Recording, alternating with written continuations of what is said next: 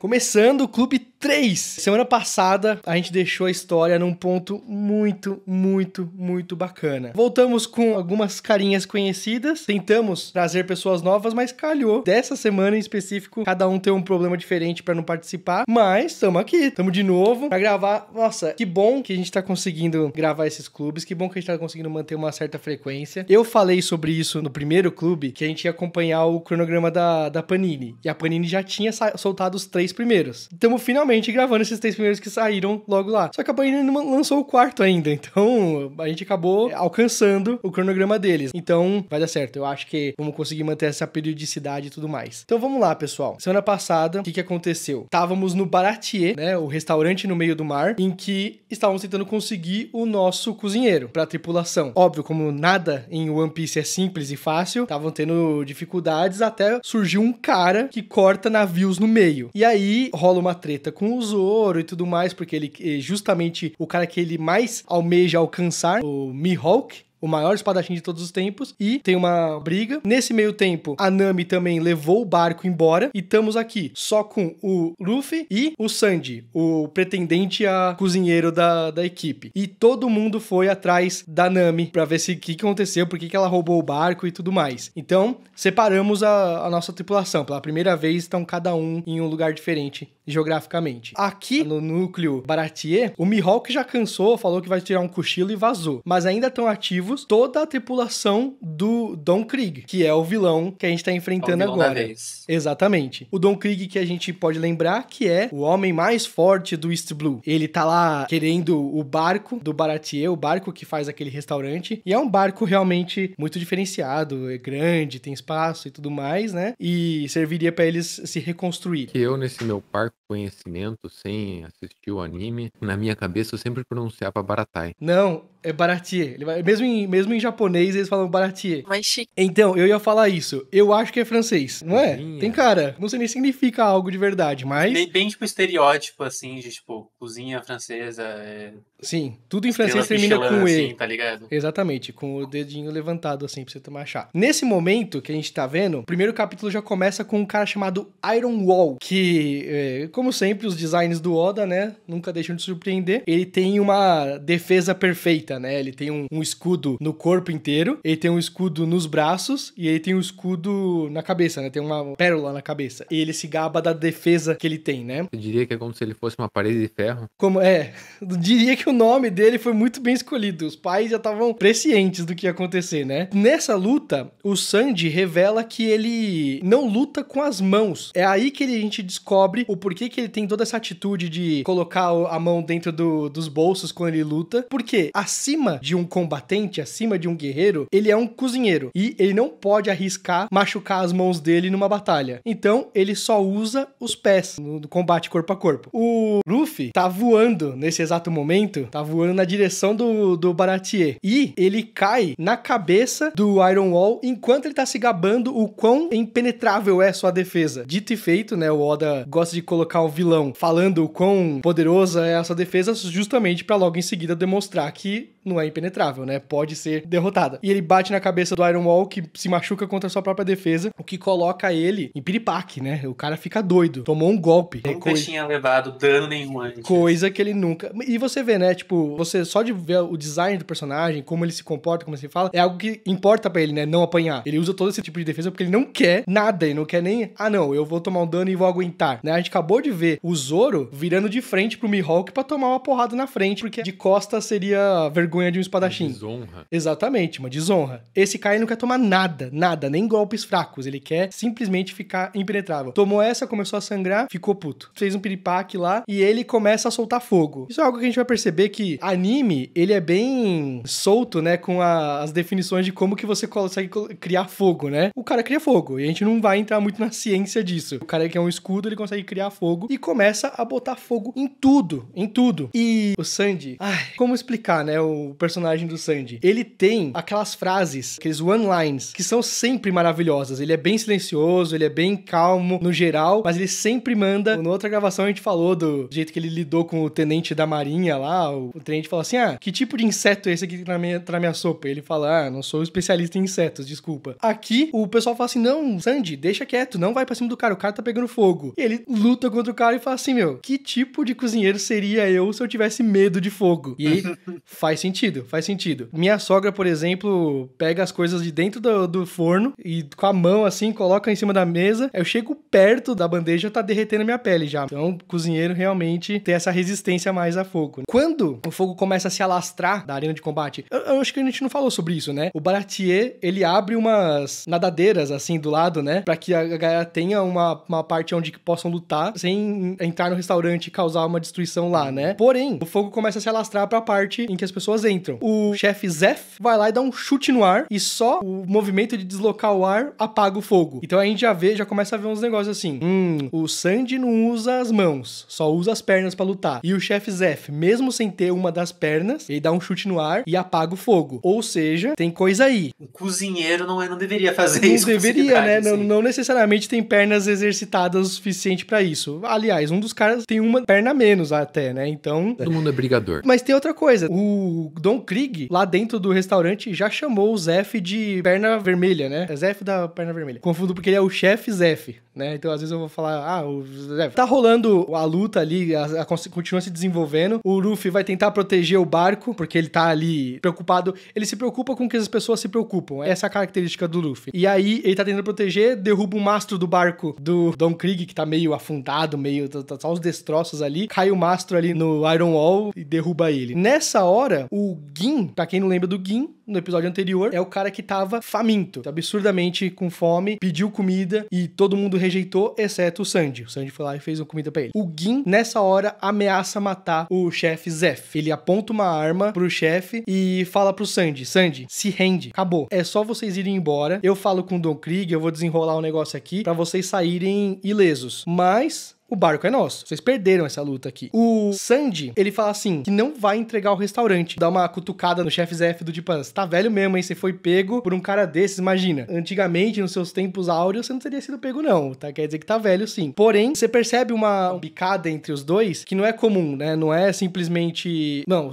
é um chefe e um subordinado. Na verdade... é uma relação de companheirismo. Começa a demonstrar uma relação um pouquinho diferente. E aí, o chefe Zeph fala, não preciso da sua ajuda. Você não precisa me ajudar. E o Sandy fala que ele não precisa tratar ele como criança. O Iron Wall se levanta, acabou de tomar um mastro na cabeça, e ele se levanta da luta e bate no Sandy. E o Sandy não revida, porque ele tá com muito medo de revidar e o Gin fazer algo com o chefe Zeph. Quando o Sandy toma essa porrada, começa aí o flashback. Começa a mostrar o Sandy como uma criancinha. E como conhecer o Zeph. Ou seja, a gente vai construir agora esse personagem. O Sandy, ele tá numa cozinha, dentro de um barco, falando com outros cozinheiros sobre um sonho que ele tem, que é encontrar o All Blue. A gente já estabeleceu aqui que tem 4 mares principais no mundo de One Piece. East Blue, West Blue, North Blue e South Blue. Só que ele tá falando de um suposto 5º mar, que se chama All Blue. Os chefes começam a rir do sonho do Sandy, sabem que esse All Blue existe, mas existe no mundo das lendas, né? É uma história que alguém criou. Fala assim, Sandy, pensa, é óbvio, é uma questão lógica aí que a gente tem, de que o All Blue não existe. Se a gente tem 4 mares separados, o que teria na junção de 4 mares? Não daria pra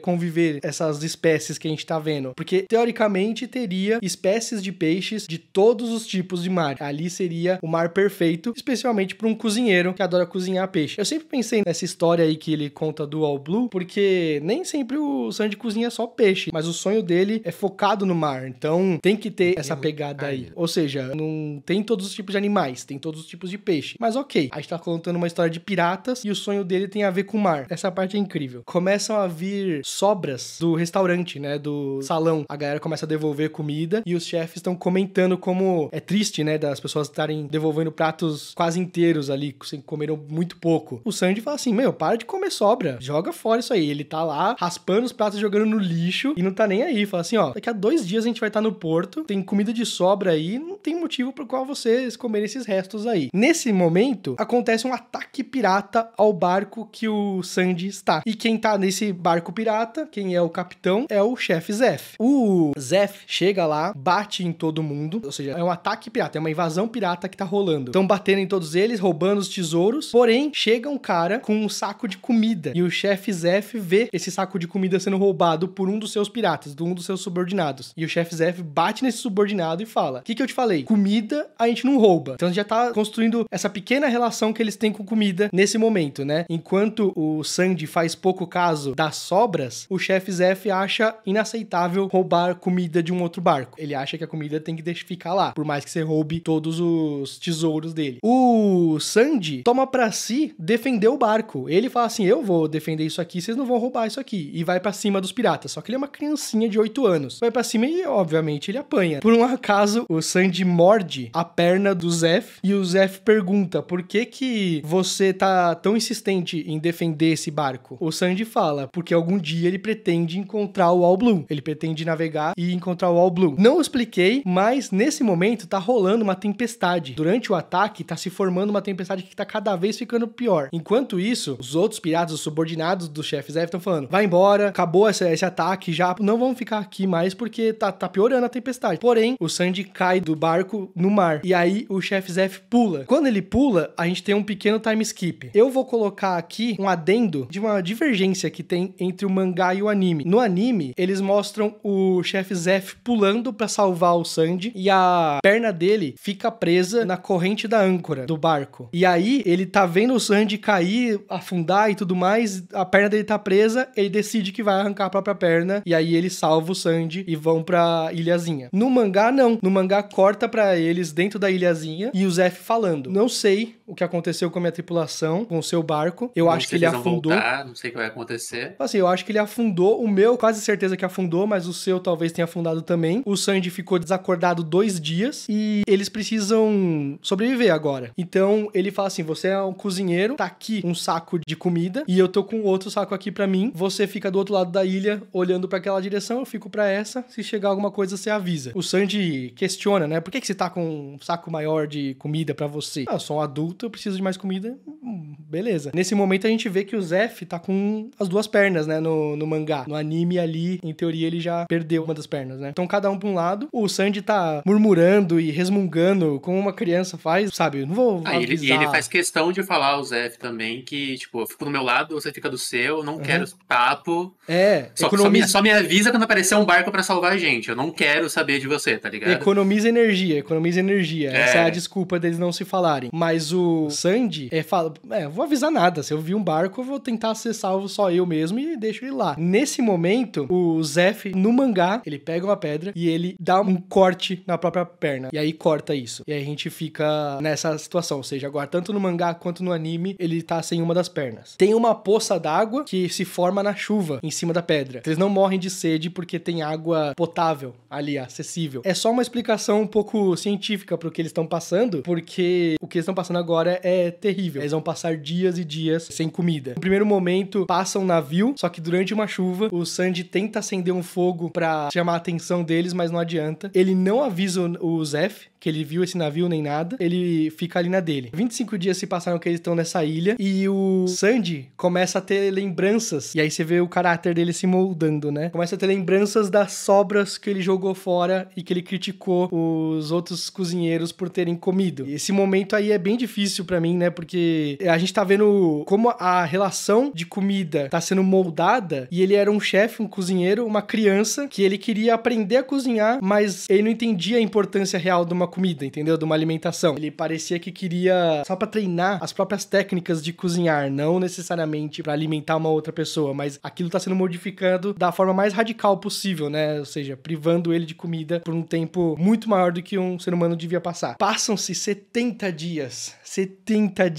em que eles estão sem comida. Nessa altura, já acabou totalmente a comida do Sandy. Ele já comeu pão mofado e tudo mais, brigou com o próprio estômago que tava fazendo barulho e tudo mais, mas ele resolve ir lá e tirar satisfação com o chefe Zef. Ele olha de longe, pega a faca, ele tem a faca dele de cozinheiro, ele vai pra cima e ele ameaça matar o Zef. Ele vai falar assim: vou matar você e vou roubar sua comida, porque o saco de comida do Zef tá praticamente cheio. E o Sandy, nesse momento, ele meio que culpa o Zef, Zef de tudo aquilo ali que aconteceu, foi um ataque e tudo mais, mas o Zef mal reage, enquanto isso o Sanji vai lá e rasga o saco de comida do Zef. Nesse momento, cai todo o tesouro que tava ali. Nenhuma comida. Nenhuma. Era simplesmente joia, ouro, que não vale nada naquela situação. E o Zef fala, toda essa fortuna e nenhum lugar pra usar. O real tesouro ali seria ter mais comida. Só que o Sanji entende naquele momento o que aconteceu de verdade. A única comida que eles tinham, o Zef deu pra ele, deu pro Sanji. E ele fala, então como que você sobreviveu? E aí que ele chega, vê o Zef claramente subnutrido, mas nota que tava uma perna faltando. No mangá, o Zef comeu a própria perna pra não morrer de fome. Ou seja, ele tinha um pouquinho de comida e esse cara era um pirata, um capitão, e ele escolheu dar...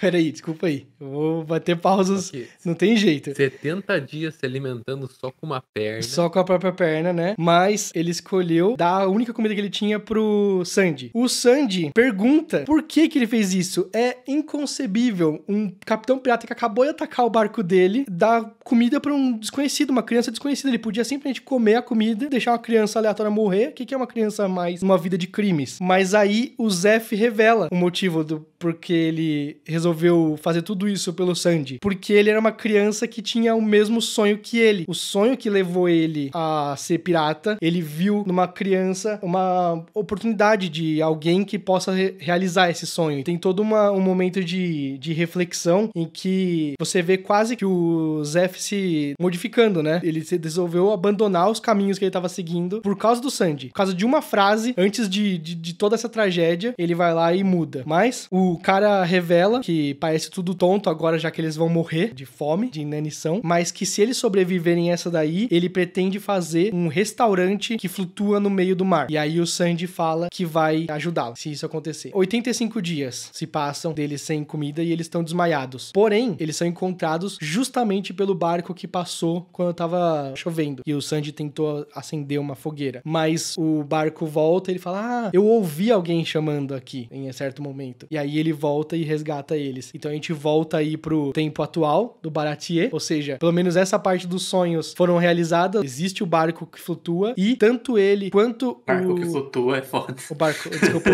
o restaurante que flutua, desculpa. Tanto ele quanto o chefe Zef tem uma relação muito especial com comida, porque essa é a missão de um cozinheiro. Se alguém aparece com fome e a coisa que eles mais querem no mundo é comer, eles vão sair de lá do restaurante alimentados. É isso que importa. É pra isso que surgiu o Baratie. E esse Baratie é o tesouro do Zef. A gente discute ao longo de vários episódios aí e tudo mais. A gente já discutiu que o chapéu do Luffy é o tesouro dele, a espada que é da Quina é o tesouro do Zoro. Cada um deles tem um tesouro próprio. A gente fala depois sobre o tesouro do Sop. Mas nesse momento, a gente descobre que o Sanji tá protegendo o tesouro do Zef. O Sanji fala que vai colocar a vida dele em risco, porque é a única forma que ele tem de pagar a dívida que ele tem. Todos esses momentos aí, você tem alguns quadrinhos do Luffy prestando bastante atenção em tudo. Ele tá tentando entender que tipo de pessoa é o Sanji. Os demais chefes estão surpresos. Eles não sabiam dessa história. Os outros que trabalham lá ali no Baratie, eles estão descobrindo pela primeira vez. Nossa, eu achei que ele era um chefe, sous-chefe, meio que se davam mal e tudo mais. Mas, na verdade, eles têm essa relação especial, mas eles quase não falam e não deixam transparecer no dia a dia. Só agora que tá nessa situação pra eles, extrema. O Sanji era só um funcionário babaca, tá ligado? É só um funcionário babaca. E é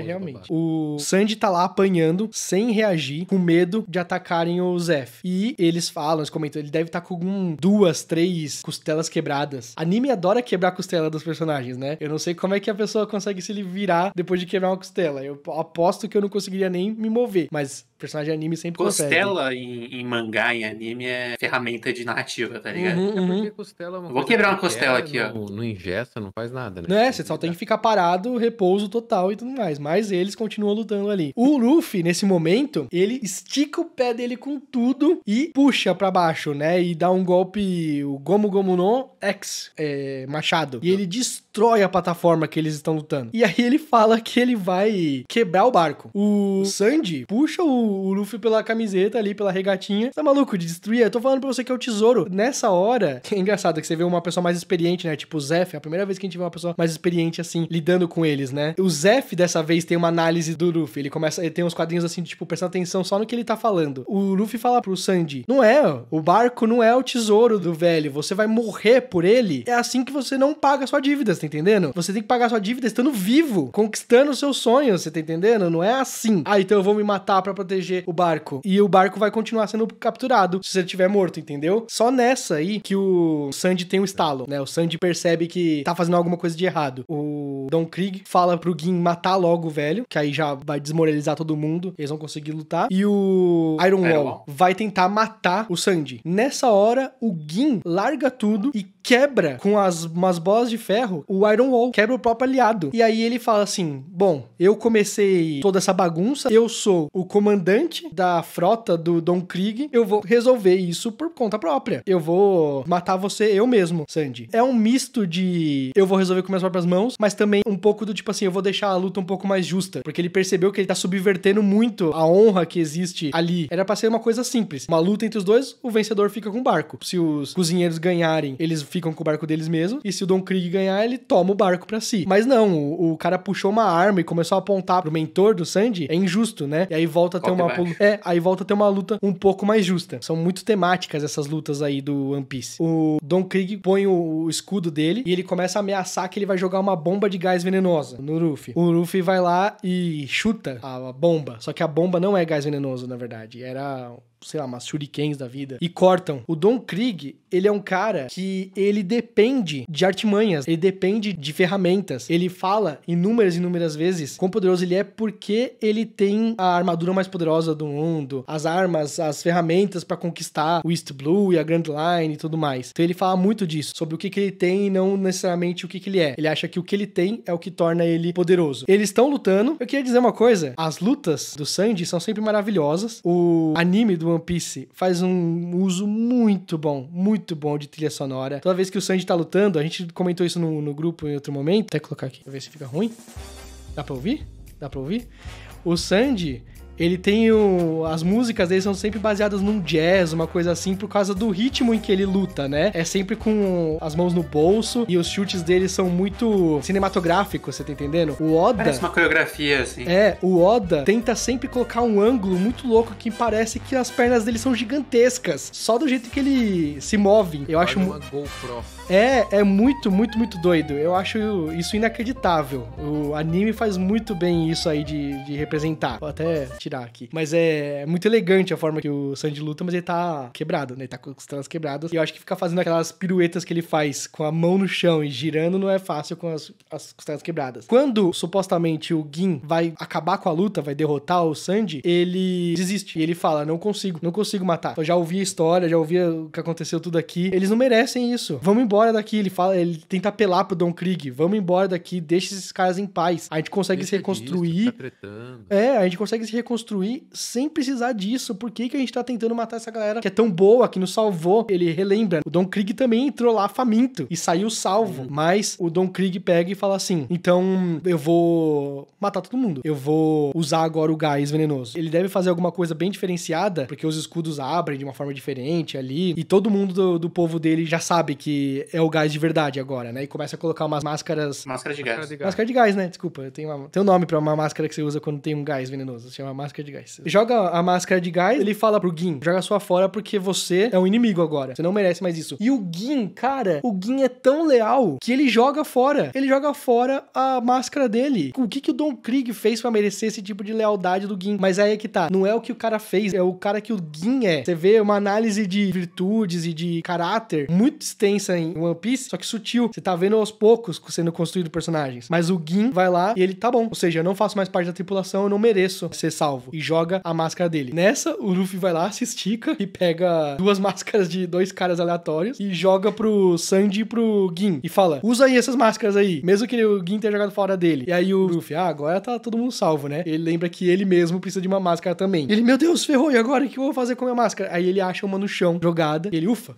Sorte que tinha uma aqui. Baita coincidência, né? Não, melhor que isso. Ele tinha um plano que ele ia se jogar no mar porque ele não ia cheirar. Isso. Só que ele esqueceu que como ele comeu a fruta, ele não vai boiar, ele vai afundar no mar. É inacreditável isso, né? Eu acho que a solução ainda era puxar a boca e cobrir a cabeça. Podia ser a máscara de carne. Ele pega a máscara que ele achou no chão, achei a máscara no chão, coloca ali, e aí o gás começa a se dissipar. Os chefes, cada um começou a se afastar o mais longe possível pra não tomar o gás. Ninguém morreu, aparentemente, mas começa a se dissipar o gás e mostra que a única pessoa que tomou em cheio o gás foi o próprio Gin. Por quê? A máscara que o Luffy jogou pra eles dois, o Gin colocou uma delas no Sandy e devolveu outra pro Luffy. E o Luffy usou porque não percebeu o que tava acontecendo ao redor e tudo mais. É uma cena horrível, você tá vendo um pirata cruel, um pirata matando, teoricamente, o comandante da frota dele. O Sandy implora que os chefes, que os demais salvem o Gin. O Zef fala uma coisa ali que, ok, a gente deixa passar porque é anime, né, mangá, mas o chefe Zef, ele fala, deve ter um pouco de antídoto aí na máscara. Ok, talvez, né, coloca ele pra usar a máscara. Mas só de ele tá respirando ar puro de verdade mesmo, através da máscara, talvez ajude alguma coisa mesmo. É por isso que ele é um chefe, não...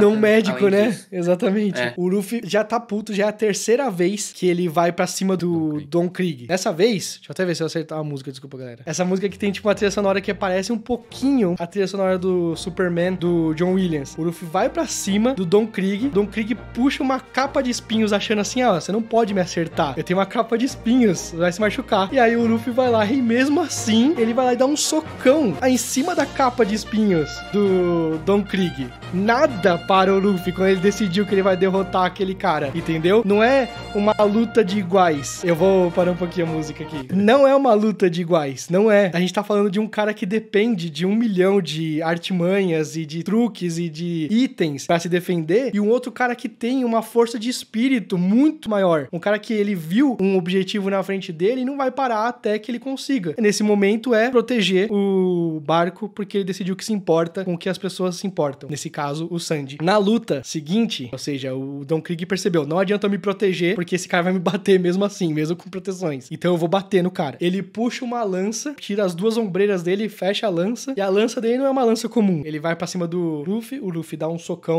na lança, e a lança explode. Ou seja, aonde a lança toca, ela explode. O Luffy não quer lidar com esse tipo de objeto cortante, então ele começa a lutar socando a ponta da lança. Sabe aquele negócio que a gente fala de dar murro em ponta de faca? O Luffy faz literalmente isso, literalmente dando soco na ponta da lança. É uma faca que explode. É uma faca que explode. E ele começa a falar, o Luffy tá contando 1 soco, 2 socos, 3 socos, ele tá falando quantas vezes ele bateu naquela lança. E o Don Krieg nem entende o que tá acontecendo. O Luffy dá 5 socos na ponta da lança e ela se quebra. Ele finalmente se livrou da parte cortante. Porque pra ele é isso que importa. A parte explosiva, ele lida. A parte cortante tem perigo. Então ele vai lá e se livra dessa parte aí da lança. O Don Krieg tá puto com isso, manda o pessoal atirar no Luffy, ou seja, não quer lutar justo, não quer um duelo, ele quer derrotar e pronto. Então ele fala, eu vou matar cada um de vocês se vocês atacarem o... Eles estão chamando o Luffy de... Eles chamam ele de garçom, né? De tipo... Ele tá só ajudando a cozinhar naquele momento. Mas eles estão lutando no ar. O Luffy deu um socão, deu uma bazuca. A bazuca dele que são o golpe com as duas mãos. E faz uma rachadura na armadura do Don Krieg. Vocês vão ver que o Oda, ele gosta muito dessa imagética, dessa mensagem através de imagens, de o vilão só é derrotado de verdade quando você vê algo dele quebrando, quando você vê algo dele sendo destruído. Porque é isso que representa o que o Luffy tá fazendo. O que o vilão acredita que é a parte mais importante dele, que é a parte mais indestrutível dele, ele tem que ver sendo quebrado pra que seja declarada a vitória. Só que o Don Krieg não quebrou ainda. Fez uma rachadura na armadura dele, mas ele fala assim, o que você acha? Eu te dei várias explosões com a minha lança e você só fez uma rachadura na minha armadura. Ela ainda é a armadura mais poderosa do East Blue. Eu sou o cara mais forte do mundo. Começou a se achar aí. E aí, o Luffy vai e ele tomou a explosão e aí parecia que ele tava, tipo, já acabado, mas não, ele tava ainda pronto pra lutar. E eles estão voando nesse momento. Eles estão simplesmente no meio do ar e o Luffy vai lá e acaba com a luta. Finalmente, dá um golpe que explode toda a armadura do Don Krieg e, finalmente, o Luffy ganha. O Zef, que acompanhou a luta, ele tava explicando pro Sandy esse tempo todo. Falou, presta atenção em como esse menino luta. As pessoas, elas acham que essas armas, por exemplo, do Don Krieg são as mais fortes. Mas a arma mais forte que você tem é uma lança, que é a sua força de vontade, que é algo que vem de dentro do seu... Guts? Como é que é? Guts?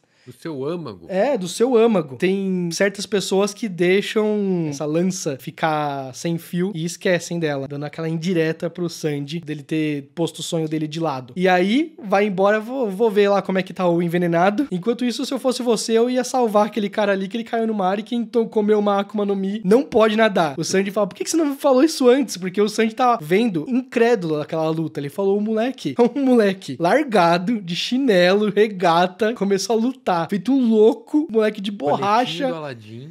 É verdade, coletinho do Aladdin, socando o cara com a ponta de lança que explode e ganhou. Quando ele viu, não, ele não vai voltar porque ele cai no mar e ele afunda, o Sanji tira o terno, tira os sapatos e ele pula no mar pra salvar o Luffy. O Dom tá vivo ainda. O Dom tá incrédulo, começa a balbuciar umas besteiras lá, ai, não sei o que, eu sou o mais forte do universo. O Gin, que já tá melhor do veneno, né, tá conseguindo se movimentar, dá um socão no Dom e fala, não, a gente vai embora daqui. Acabou, né, essa luta que a gente perdeu. A gente vai reconstruir de outra forma. É engraçado, né, isso. Como modificou esse status quo ali. O cara mais forte do East Blue tá sendo carregado pelo comandante dele, pelo vice-comandante dele ali, sei lá, o imediato, né, pra ir pra reconstruir de outra forma, né, porque o jeito que eles estavam fazendo deu errado. O Gin tem um discurso lindo, maravilhoso, né, de que talvez ele morra, né, em algumas horas e que ele esteja fazendo besteira, fazendo isso, mas que ele vai enxergar a vida de outra forma. O Sanji vai lá e entrega um barquinho que eles usam pra comprar ingredientes e aí entrega pra eles e os piratas do Don Krieg vão embora. O Luffy acorda, depois de ter engolido água e tudo mais, e ele tá simplesmente feliz que ele não vai precisar mais lavar prato. Já conseguiu cumprir a parte dele da promessa de que era pra resolver o problema aí do Don Krieg e podia ir, e tava pago. Chama o Sanji pra ir pra Grand Line e o Sanji mostra que ele ainda não, mesmo assim, ele ainda não entendeu a mensagem do Zeff sobre a lança que mora no âmago. Ele vai ficar lá até o chefe Zeff reconhecer o nível de culinária dele. Eles estão fazendo um sopão ali, uma comida comunitária para todos eles se alimentarem depois de toda essa luta. E os chefes começam a experimentar, falam, quem fez essa sopa aqui? E foi o Sanji, óbvio. E todo mundo começa a falar o quão horrível tá a sopa e jogar no chão. Tudo que deixa o Sanji doido. Tá todo mundo assim, mas esses caras são uns merdas mesmo, sempre falam merda pra mim. Fazer o quê? Mas chega o chefe Zeff e fala, essa sopa aqui é uma porcaria, não acredito que alguém serviu isso a sério e tudo mais. Mas o Sanji fica putaço e vai embora. E sai do salão e fala, não, tá bom, então fiquem aí como merda. E senta ali. Nessa hora que ele não tá mais presente, todo mundo fala a verdade, né? O Luffy fala, a sopa tá boa pra mim. Os caras assim, claro que tá muito boa a sopa. Me dá mais um prato aí de sopa. Todo mundo começa a comer. Você vê o Zoro... Seja referência, né? Porque pra ele, sendo comido... o Luffy...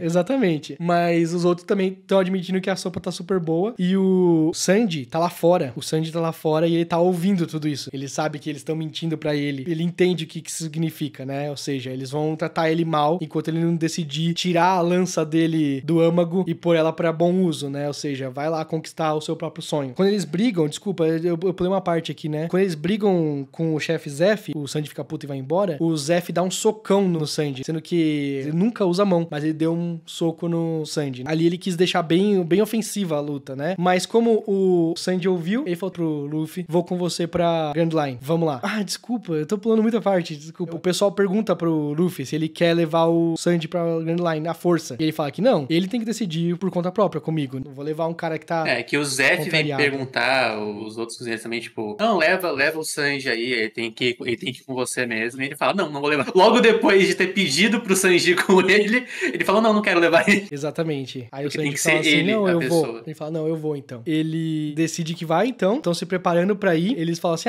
eu vou te ajudar nesse sonho maluco que você tem de ser o rei dos piratas e você me ajuda no meu, né? Ou seja, eu tô indo por causa do meu sonho. Tem um flashbackzinho, né? Bem breve, do que levou esse tempo todo do Sanji com o Zeff. O Zeff fumando na frente do Sanji e o Sanji, para de fumar essa merda aqui e tal, não sei o quê. E aí, logo em seguida, o Sanji aprendendo a fumar, pegando o pior hábito do velho, mas falando, agora eu sou um adulto, né? Porque tava fumando. Ou seja, mostra como ao longo dos anos eles se inspiraram um no outro. Agora eu sei o nome dos outros dois chefes que são quase principais também ali, né? É o Perry tipo de hambúrguer, e o outro se chama Carne. Mesmo em japonês ele se chama Carne. Eles entraram, pareciam dois bandidos assim, mas foram aceitos no barco e tudo mais, e como que eles tiveram essa relação. E aí tá o Sanji quase subindo no barquinho, eles têm um barquinho lá que é do próprio Sanji, pelo que eles disseram, em que o Yosako, que é um dos amigos do Zoro, voltou pra buscar eles e conta, Nami e tal, não sei o que, eu sei pra onde ela foi, vamos lá buscar. O Sanji fala, vamos buscar essa senhorita Nami e tal. O Luffy fala pra ele, você vai sem se despedir mesmo? Não tem problema você fazer isso? Ele, não, tá tranquilo. No Baratie, a galera não mostra muitas emoções um pelo outro, então ele não vai fazer uma despedida toda melodramática. Ele vai embora, simplesmente. Nesse momento, o Zeff tá olhando do mezanino do restaurante, e aí ele fala,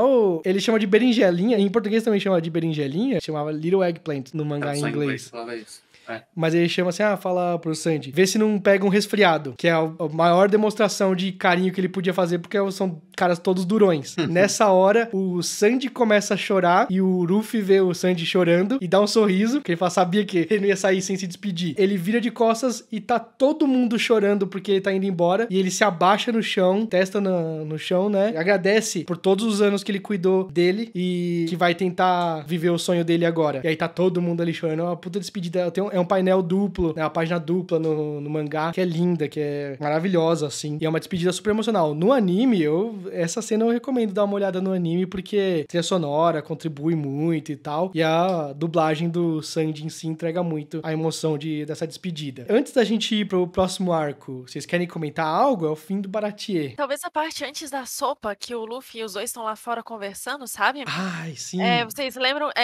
Que eu só li, eu não assisti o anime. Sim. Mas eu acho que é o primeiro momento que parece que eles estão conversando amigavelmente. Ele Sim. tá, tipo, meu sonho. E daí o chefe tá vendo e esse moleque vai ter que ir embora. Sim, Não é sei, verdade, eu é fiquei, verdade. Eu perdi essa explicação aqui, mas é verdade. O Luffy tá falando, ele fala, não, eu não vou com você, tal, tranquilo, né, eu vou ficar aqui com o chefe. Só que aí eles começam a falar sobre os sonhos, né, e aí o Sanji começa a falar sobre o All Blue. Você ouviu falar no All Blue? Você vai pra Grand Line, você vai com certeza ouvir falar que é um negócio que é o meu sonho, do tipo assim, você vai lá, você talvez alcance o meu sonho sem mim, né, mas eu vou ficar aqui mesmo. E aí o chefe Zeff tá vendo isso ali de cima. E é um contraste bem grande com até então no mangá e no anime, porque até então, tipo, o Sanji não se dá tão bem com o Luffy. Não, verdade. Ele não sorri, assim, muito. Ele é, tipo, grosso, curto e grosso, meio quieto, assim. Sim, verdade. E nesse momento, tipo, ele tá rindo, ele tá conversando, assim, tipo, meio que de igual pra igual com o Luffy. E, tipo, você vê que ele tá feliz, tá ligado? E é nisso que o Zeff realmente percebe, assim,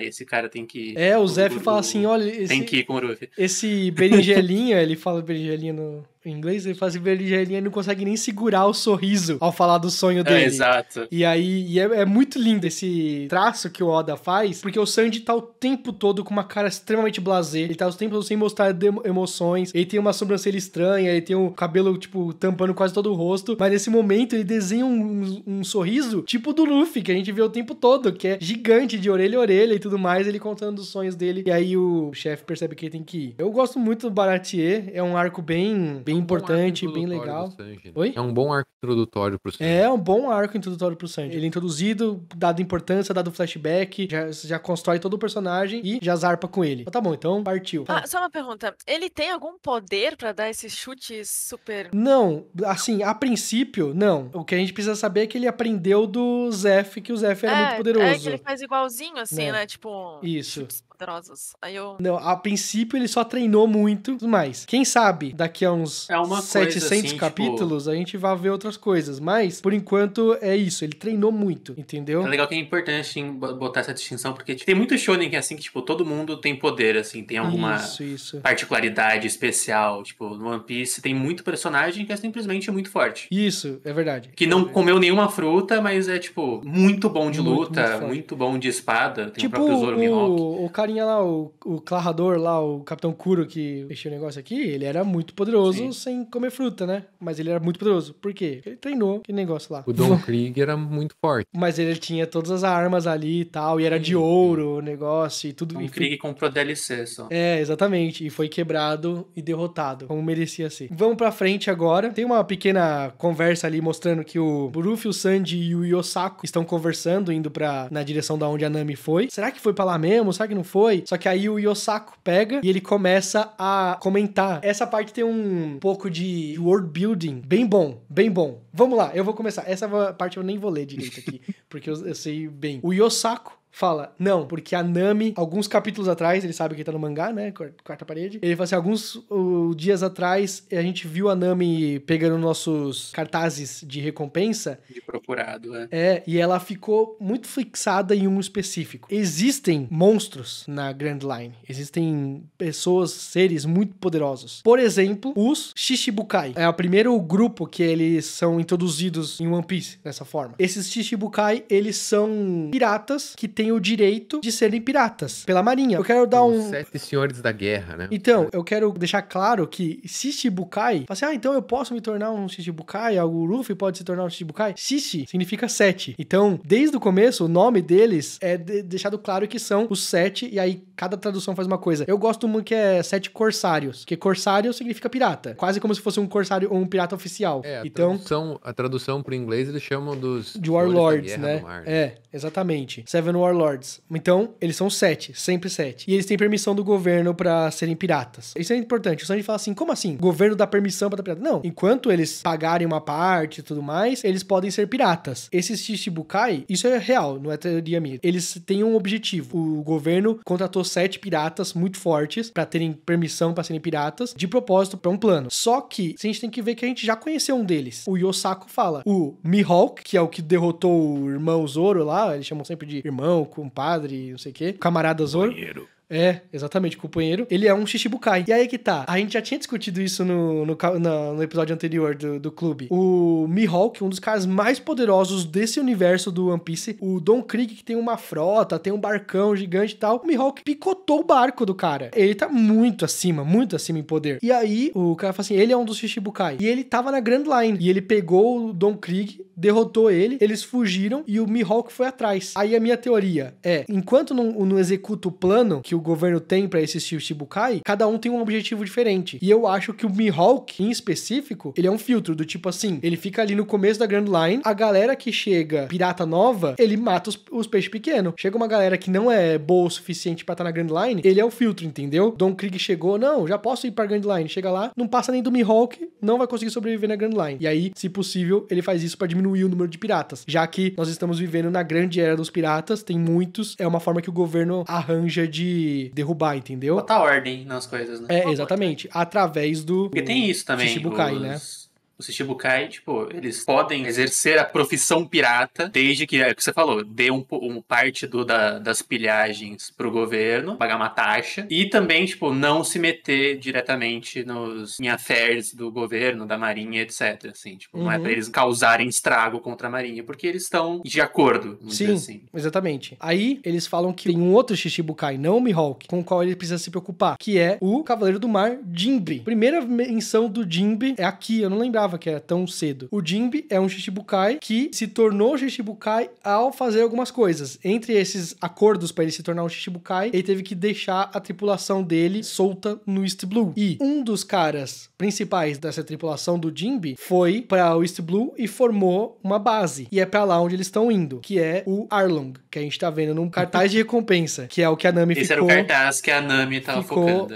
Fixamente olhando. Eles vão para lá, nesse momento. Aí isso é uma das coisas que a Gabi comentou, né? A gente vê a Nami chegando na Arlong Park, só que tem um molequinho que chega assim, cadê o Arlong? Eu vou bater no Arlong, não sei o quê. A Nami olha pra ele assim, dá uma surra nele, dá uma porradona nele e fala assim, meu, o Arlong não tem nem tempo pra perder com gente igual você. Vai embora. E aí o molequinho vai embora e tal. E nessa hora, revela a Nami com uma tatuagem que a gente não tinha visto até agora, né? Ela tá com uma roupinha agora que é uma alça bem fininha, então você consegue ver que ela tem uma tatuagem meio no braço, meio nas costas, assim. E aí ela tava sempre usando aquela roupinha branca com azul, que tem uma manga, então você não conseguia ver. Agora você vê essa tatuagem com o símbolo do Arlong. O Johnny, que é o amigo do Zoro, e o Usopp já estão vendo lá de longe o Mary, o barco, atracado, e a base, né, do Arlong, o Arlong Park. Eles amarram o Zoro, porque eles sabem que o Zoro, assim que vê um inimigo forte, ele vai pra cima, ele vai querer derrotar os caras. Mas não só, eles sabem que o cara é muito poderoso, o Arlong nesse caso, mas o Zoro tá machucado, né? O Zoro acabou de tomar um corte que cortou o peito dele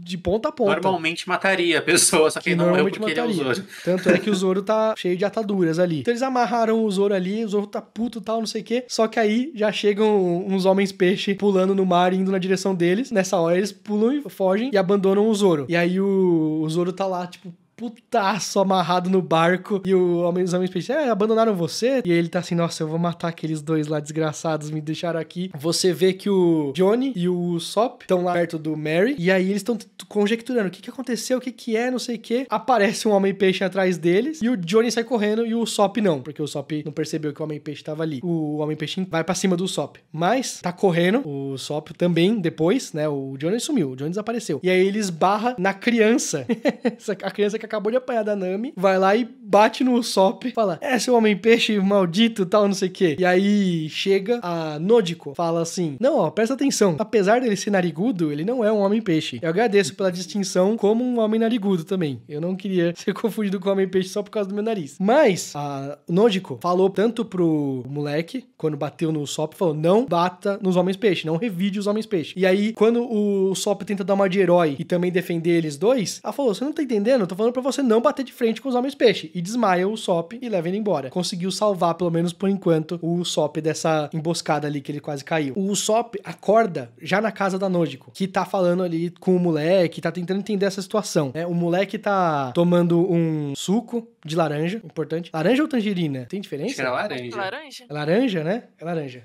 Na tradução que ele tava laranja, pelo menos. Tá, então beleza, tá laranja. Aí a Nojiko tá falando, o que aconteceu? Não, eu fui lá tirar satisfação com Arlong e uma mulher bruxa me bateu e foi embora. É uma bruxa que não sei o que, começa a descrever. E aí o Usopp entende quem é, né? É a Nami. É a Nami, eu vim buscá-la, né? Quem é você? Sou o Capitão Usopp. E descobre que a Nami faz parte da tripulação do Arlong ali. E por algum acaso, quem ele encontrou, a Nojiko, é a irmã de criação da Nami. Então ele tá ali, na verdade, na casa em que a Nami cresceu. Muito interessante essa dinâmica aí que é apresentada, porque o Usopp deixa escapar algumas coisas, né? Então ela fazia parte da tripulação do Arlong esse tempo todo, então ela nos enganou. Poxa, mas e todas as vezes que a gente riu, que a gente ficou junto, assim, a gente se divertiu, e a Nojiko tá só percebendo do tipo assim, nossa, ela se divertiu? A Nami que eu conheço, tava rindo, sorrindo e tal com vocês? E só pensa. E dá uma broncona no moleque. Você quer morrer? Morre lá. Vai lá, então se mata. As pessoas ali são muito rudes, né? Na hora de ensinar, de ter ensinamentos, né? Você percebe isso em várias questões aí do One Piece. Desde o chefe Zeff, o pai da Kuina, o mestre do Zoro. Todo mundo ensina as crianças do jeito mais rude possível, na dor, né? não no amor. Na dor, não no amor, exatamente. Então, assim, vai lá, se mata então. E aí ele, não quero me matar, mas ele matou o meu pai. Diga-se de passagem, o lugar que eles atracaram, o Usopp e o Johnny, tinha uma cidade, uma vila inteira com as casas de ponta cabeça. E eles estão tentando entender como que aconteceu isso. E descobriu que esse moleque é um sobrevivente dessa vila aí. Eles mataram meu pai e eu quero me vingar. E aí ela fala, de novo, é um pouco do que o Sanji teve que aprender no Baratie. Como que você vai vingar se matando também, né? Você não tem chance nenhuma. Uma criança contra os homens peixe. Aí ele fala assim, e sua mãe? E aí ele fala, não, minha mãe tá viva. Fala, então volta pra sua mãe e cuida dela. E é assim que você vai se vingar, vivendo. Isso é uma temática, cara, é um ensinamento pra vida real, né? Mas é uma temática bem presente em One Piece. Morrer, principalmente no mundo de One Piece ali, é muito fácil. Você toma uma decisão errada e você morre. Mas viver, continuar vivendo é difícil, você entendeu? É muito, muito, muito mais desafiador. E a Nojiko fala sobre isso. Nesse caso, falando que conhece uma menina que escolheu um destino muito pior do que a morte. A gente sabe de quem ela tá falando. O Usopp, ele quer pegar o navio e ir embora. Bom, a Nami faz parte do bando do Arlong, não tem nada a ver com isso. Só que ele lembrou que o Zoro ficou no barco. Então o Zoro foi raptado, né? O Zoro ficou no barco ali que tava amarrado. Então ele tá lá com os homens peixe. Nessa hora, o Zoro tá lá no parque, tá enfrentando o Arlong, tá? Tipo, de frente pro Arlong e pros demais. Então eles estão tentando entender o que o caçador de pirata Zoro tá fazendo aqui. A Nami já tá no meio desses caras, né? Já demonstrou que ela faz parte do grupo mesmo, né? Eles estão todos interagindo com ela e tudo mais. E aí o Zoro tenta dar uma de Luffy, né? Ele tenta analisar o caráter da Nami só com o olhar. E o Zoro sempre falou mal da Nami, na verdade, né? O Zoro sempre falou dela, falou assim, essa mulher aqui, não sei o que, só pensa em dinheiro, O Zoro sempre sabe? tem pé atrás com todo mundo. Sempre tem um pé atrás. O Zoro sempre tem um pé atrás. Ele é muito protecionista do grupo, do bando. E aí ele, não tô crente disso aí, né?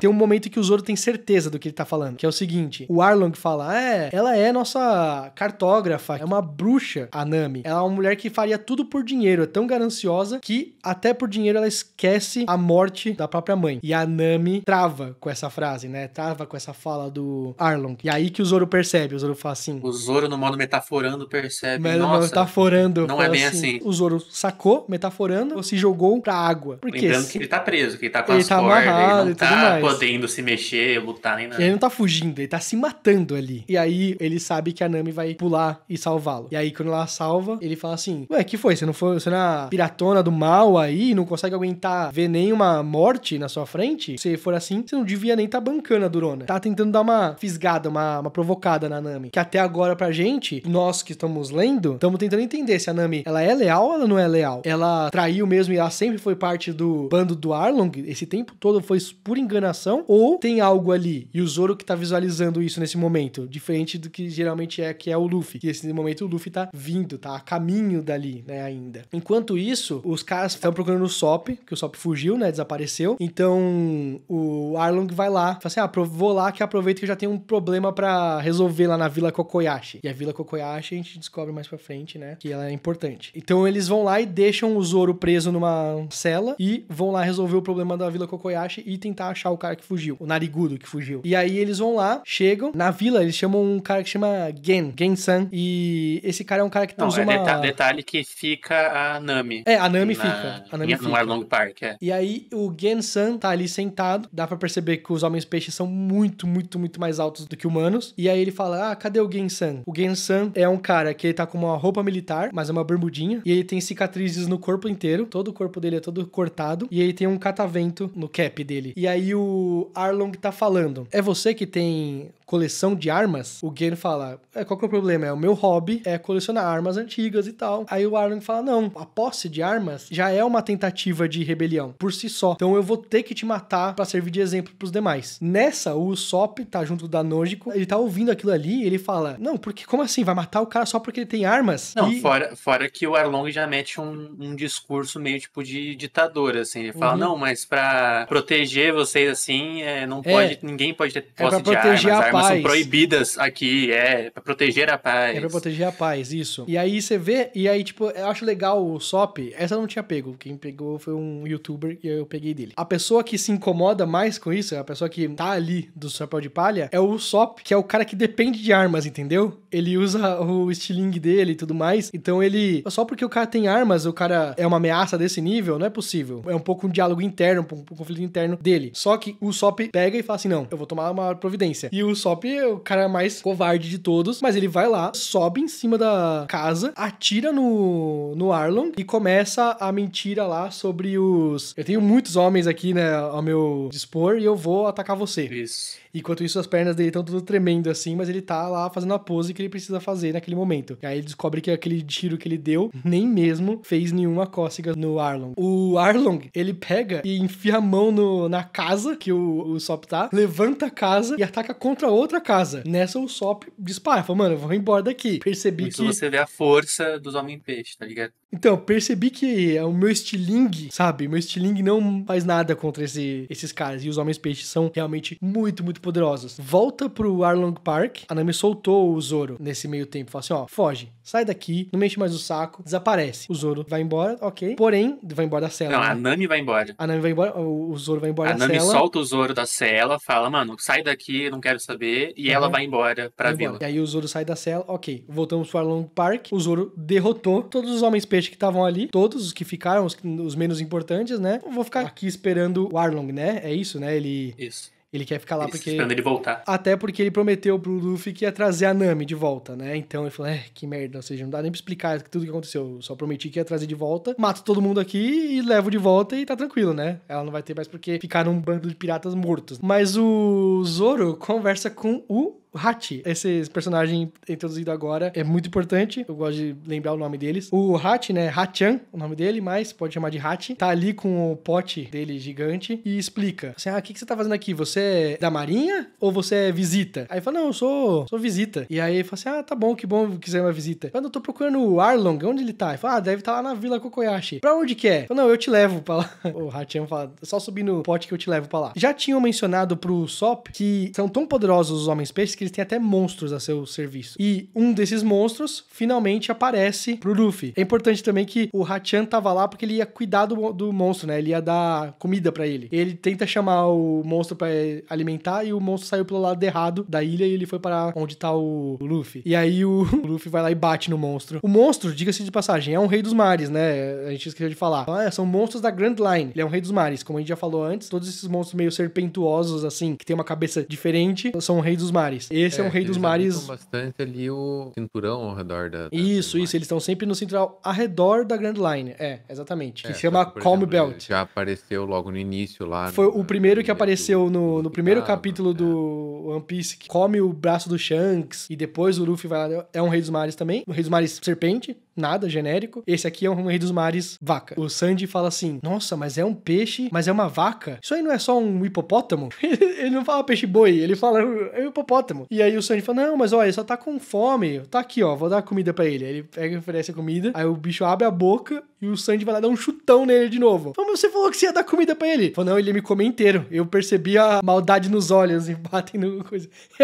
O pior é que esse monstro, essa aí o Oda mandou mal. Ele desenhou muito fofinho o monstro, porque você não fica com ódio dele, você não fica com medo dele. Você só fica com dó de ter apanhado desse jeito dos caras. Mas apanharam um monte, né? Detonaram o Rei dos Mares Vaca. Ele tem um nome. Esses dias a conta oficial do Twitter do One Piece tweetou que era o aniversário desse bicho. Aí eu, caraca, ele tem um nome e tem um aniversário? Por que o Oda... Qual é o nome dele? Não lembro, mas era algo tipo Mufu, sei lá, alguma coisa, mas é Mu de vaca, mas é isso. Mumu, né? Mumu. O Usopp foi capturado. Vamos lá, vamos fazer a dança das cadeiras agora, né? O Hachan levou no pote o Zoro até onde tá o Arlong, a Vila Kokoyashi. Porém, o Arlong já voltou pro Arlong Park com o Usopp. E aí já trouxe de volta pro Arlong Park junto com o Usopp. Capturaram o Usopp. O Arlong descobriu que o Zoro é o Zoro, falou, não, o que mataram? Eu gosto do Arlong, isso desde o começo. Isso é bom, é importante a gente falar. O Arlong fala alguma coisa do tipo assim, o que aconteceu com os meus irmãos? Ele usa um termo bem específico pra falar dos outros homens peixe. O que aconteceu com meus irmãos aqui? Porque tá todo mundo derrotado. E aí eles falam assim, não, tem uma coisa específica que a gente não mencionou aqui ainda,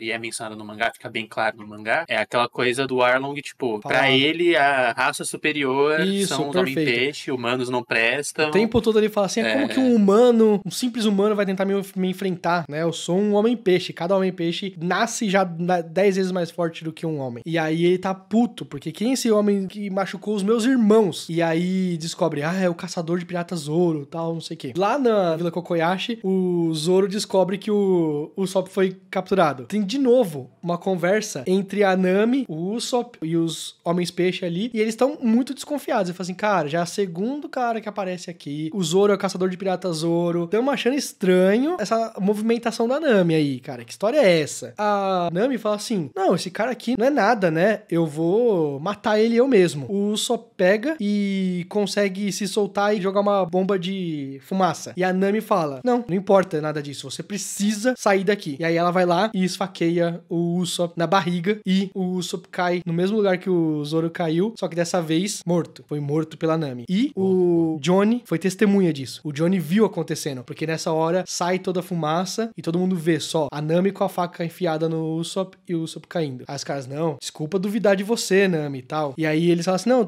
eu tava desconfiando porque eu vi esse mapa do tesouro aqui. Tinha um papel lá que a Nami desenhou. Falei assim, por que esse mapa do tesouro tá dizendo da Vila Kokoyashi? Sempre me perguntei por que você se importa tanto com essa vila aí, uma vilazinha pequena dentro do reino do Arlong, que o Arlong tá construindo, né? Porém, ela fica puta, pega o mapa e vai embora, fazendo, não é da sua conta, né? E ela fala assim, você é uma de nós mesmo, você matou o cara. E ela fala, eu não sou uma de vocês. Eu não sou. Eu já deixei claro que é uma aliança que a gente tem enquanto eu não juntar os meus 100 milhões de berries. Depois disso, eu vou comprar a liberdade da vila e eu vou sair daqui. Não é isso? E o Arlong, claro que é. Eu prefiro morrer do que... um vilão, jamais iria fazer nada contra isso. Imagina. Eu, um vilão de quadrinho, jamais... faria algo diferente, mas eu prefiro morrer do que desfazer um trato feito por dinheiro. É isso que fica. O Luffy finalmente chega na ilha. O Luffy chega na ilha e eles estão montados na vaca do Rei dos Mares, né? Eles estão indo muito rápido e o Zoro, como sempre, perdido, totalmente, né? Desnorteado, tá andando por aí. Pra onde tem que ir? Tem que achar logo o Usopp, tal, não sei o quê. E aí, simplesmente chega e bate a vaca, tá? Não, é pra lá que tem que ir, vaca. E aí, o hipopótamo. E ele já tá indo pra lá, tá puxando pra direita, sabe? Igual o carrinho do supermercado. Começa a puxar assim. E aí o... Fala assim, por que ela tá indo tudo torto? E aí o Luffy fala, talvez que você tenha batido na cabeça dela, né? Chutado a cabeça dela. Então ela tá doida. Bateu no muro e o barco que eles estão saiu voando. E pega no caminho o Zoro. Muito bom. Estão reunidos novamente. O Zoro, Luffy, agora o Sanji e o Yosaku. E eles estão assim, Zoro, pô, não sei o que você já conseguiu recuperar a Nami e tal? Como é que tá essas coisas? E cadê o Usopp? Que tava com você. Nessa hora, chega o Johnny, que testemunhou a Nami matando o Usopp. E fala, o Usopp tá morto. Eu vi, aquela mulher é uma bruxa. Eles gostam de falar que ela é uma bruxa, né? E aí... Lembrando que o Diogo é o hater número 1 do Usopp, né? Do Usopp. Sim. E aí eles estão assim... a hora dele bater as sensato. botas. Eu sou sensato. O Johnny fala isso e aí corta. Tá chegando um navio da marinha, olhando pra o Arlong Park e fala assim, você vê na Vila Kokoyashi, o molequinho, a minha vila conseguiu, os sobreviventes da minha vila conseguiram se comunicar com a marinha. Eles vieram pra salvar a gente. Aí você fala assim, será que vieram mesmo? Você vê lá no barco da marinha, Comodoro, alguém, não lembro o nome dele, desculpa. O Comodoro fala assim, nós recebemos um chamado tal, não sei o que, nossa prioridade é resgatar os sobreviventes da ilha e ir embora daqui. Porém, nós estamos vendo que um pirata conseguiu estabelecer uma base aqui e ficar tranquilo. Vocês acham que nós, como marinha, podemos nos permitir deixar uma base dessas assim? Eu acho que o mundo em que o pirata consegue ficar tão tranquilo a ponto de fazer uma base em terra firme é um mundo errado e tudo mais, né? E aí, vocês acham que devíamos deixar isso passar? E aí os caras falam, não, então tá bom, vamos lutar com tudo. E aí os homens peixes estão assim, tem um cara da marinha e tal. Mas esse cara da marinha não é o de sempre, hein? Já dá uma comentadinha assim, né?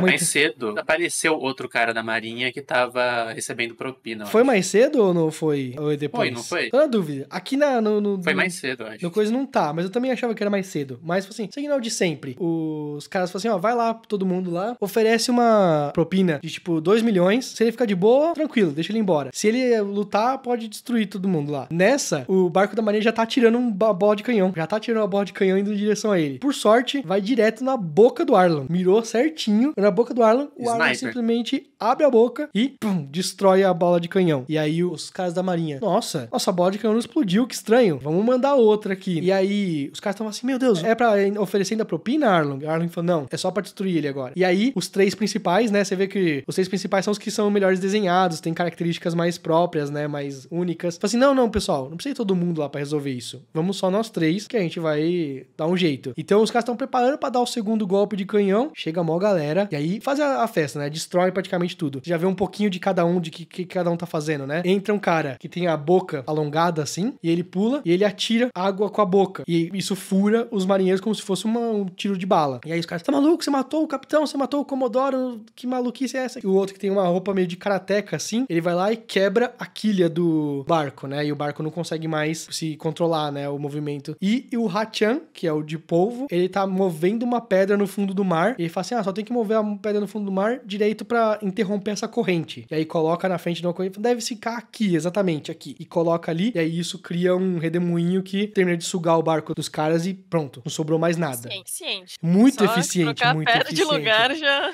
Muito eficiente. Aí a gente vai comentar sobre isso daqui a pouco. Mas, nesse momento, a Nojiko fala pro molequinho que falou, minha vila chamou esses marinheiros e tal. Falou, não adianta, não tem o que fazer. A gente vai viver sobre o comando do Arlong enquanto puder, e é isso, né? O Luffy, quando ele ouviu do Johnny que a Nami teria matado o Usopp, ele ficou puto. Ele falou, não, você tá maluca? Ela é nossa amiga, nossa companheira. É impossível ela ter matado o Usopp. Chega a Nami e fala, quem aqui é companheira? Quem disse que nós somos companheiros? E confirma que matou o Usopp. Falou, não se preocupe, eu matei mesmo, é isso, tal, não sei o quê. Ele tá no fundo do oceano nesse momento. Essa é a parte legal, O Zoro fica puto e vai atacar ela. Você tá maluco de ter matado o nosso colega? Só que, também percebi isso num vídeo do YouTube. Você vê a cara do Zoro, você tem os painéisinhos que constroem essa cena, o Zoro tá de novo só testando ela, pra ver se ela muda de discurso. Ele obviamente não ia matar. Só que o Sanji interrompe. Esse é o início da rivalidade dos dois, do bickering, né, de como eles ficam se pegando nos nervos uns do outros, né. O Sanji já na hora chuta o Zoro e eles começam a se bater um com o outro. A Nami fala assim, sai da vila, eu tava com vocês somente pelo dinheiro, eu não preciso mais do navio de vocês, pode ir embora, é isso que vocês querem, o navio? Pode ir embora. Acha outra navegadora e pode ir embora. Não faço questão de vocês aqui mais, né. E aí o Luffy pega, né, analisa bem a situação e fala assim, já sei, não vou embora. eu vou deitar aqui e vou dormir. Aí ela fica putaça, assim, como que você não vai embora? Aí ele fala assim, eu tô com sono, vou dormir aqui, vou sentar aqui e vou dormir. Não preciso ir embora ele agora. Deita no chão, assim. Ele fala que ele não liga a vai mínima. pra um lugar.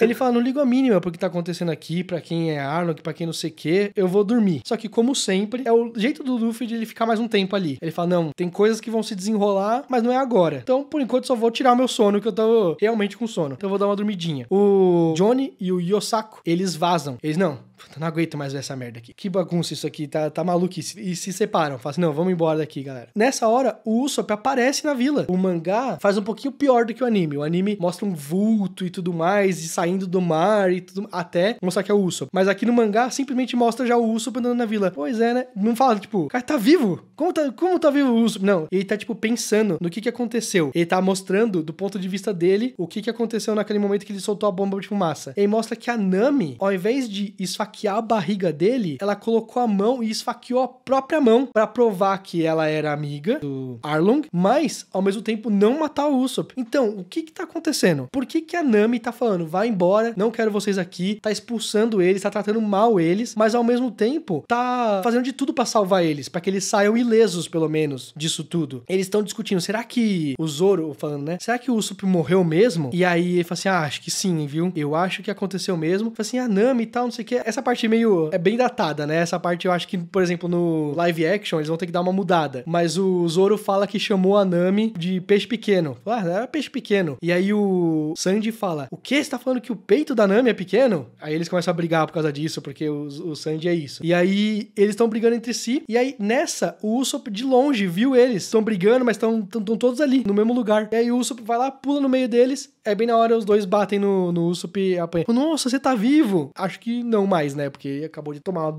porradona. Mas estão todos reunidos novamente. E agora o Usopp pode explicar tudo pra eles, o que tá acontecendo. Nessa hora, chega a Nojiko e fala assim, você explica aí o que aconteceu, eu vou explicar o lado da Nami. Aí vocês vão saber por que a Nami é assim. Paralelamente, você tá certo, Yu, já tinham mostrado o marinheiro da 77ª divisão, que é o marinheiro corrupto. O marinheiro corrupto foi lá pra o Arlong, recebeu uma graninha e recebeu um papel. E aí, enquanto a Nojiko tá contando a história pra eles, mostra esse marinheiro corrupto que parece um rato, e o nome dele é Rato em japonês. Ele tá falando com o Gen-san, que é o militar todo cortado, cheio de cicatriz no corpo, falando assim, me mostra onde fica a casa aqui da Nami, onde ela mora, nesse mapa. A Nojiko vai começar a contar a história da Nami, o flashback, a infância dela e como que aconteceu, tudo que aconteceu, que fez ela ser como ela é. Nessa hora tem um momento muito importante pra história. O Luffy falando, não, eu não me importo com o passado dela, eu vou embora aqui, eu vou dar um passeio. E ele levanta e vai embora. Ele não quer saber o que fez a Nami ser do jeito que ela é. Mas o Zoro fala assim, não, eu quero ouvir. Mas ele dorme.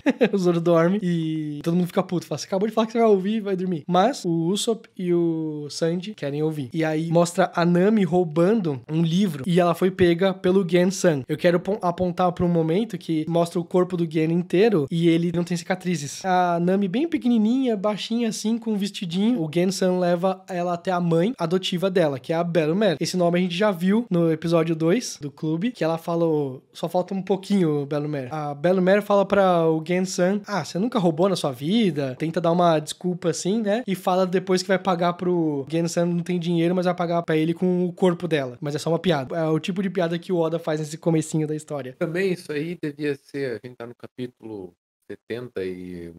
Isso, 70, 99, né? É, 98 aqui. E aí faz essa piada aí, mas também, além de, tipo, ser isso, é um pouco de mostrar que a Bellomere não é necessariamente o melhor exemplo de mãe pra Nami e pra Nojiko, né? Esse é o princípio. A Nojiko fala pra Nami, eu conseguiria ter roubado sem ser pega. E aí a Bellomere fala, não, mas roubar é errado. Se você tivesse me avisado que você queria esse livro, eu compraria pra você. E a Nami fala assim pra ela, não compraria não. Você não tem dinheiro pra isso. E aí você começa a ver desde cedo a relação que a Nami tem com o dinheiro. Mas não do ponto de vista de ganância. Ela não tinha nada de dinheiro mesmo. Ela precisa desse dinheiro pra viver. Esse é o mundo em que eles vivem. Em que nós vivemos também, né?